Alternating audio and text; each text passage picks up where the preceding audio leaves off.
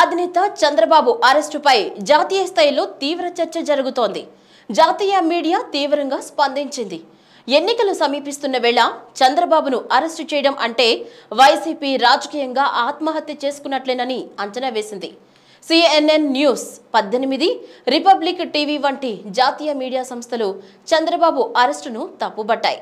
YCP TDP మధ్య ఉన్న రాజకీయ వైరంతోనే చంద్రబాబును అరెస్టు చేశారన్న విషయం బహిరంగ రహస్యమే.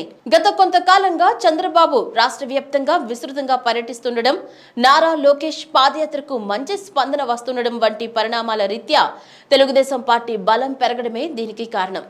గత ఎన్నికల్లో భారీ తేడాతో టీడీపీ పరాజయం పాలైన తర్వాతి కాలంలో రాజకీయ పరిస్థితులు మారాయంటూ కొద్ది నెలల క్రితం ఢిల్లీలో కేంద్ర హోంశాఖ మంత్రి అమిత్ షా, బీజేపీ జాతీయ అధ్యక్షులు జేపీ నడ్డాతో చంద్రబాబు భేటీ అయిన విషయాన్ని గుర్తు చేసింది.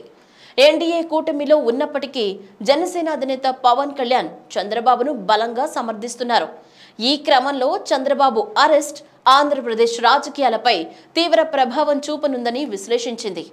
నైపుణ్యాభివృద్ధి సంస్థ విషయంలో అవినీతి జరిగిందనేందుకు రాష్ట్ర ప్రభుత్వం ఆధారాలు చూపలేకపోయిందని రిపబ్లిక్ టీవీ పేర్కొంది.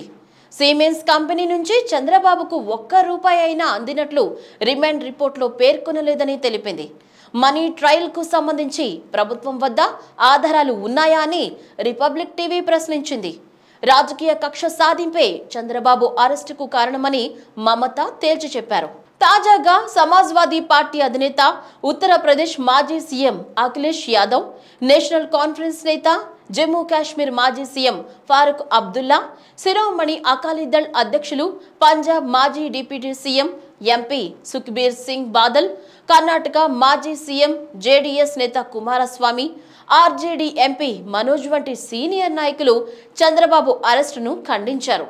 సీఎం జగన్మోహన్ రెడ్డి నిరంకుశంగా వ్యవహరిస్తున్నారని విమర్శించారు. రానున్న రోజుల్లో మరిన్ని పార్టీలు కూడా స్పందించే అవకాశం ఉంది. ఒక విధంగా చెప్పాలంటే చంద్రబాబు నాయుడు జైలులో ఉండి పార్టీ ప్రతిష్టను జాతీయ స్థాయిలో పెంచారనడంలో సందేహం లేదు. ఈ వీడియో గనుక మీకు నచ్చినట్లయితే సబ్స్క్రైబ్ చేయండి, లైక్ చేయండి, షేర్ చేయండి.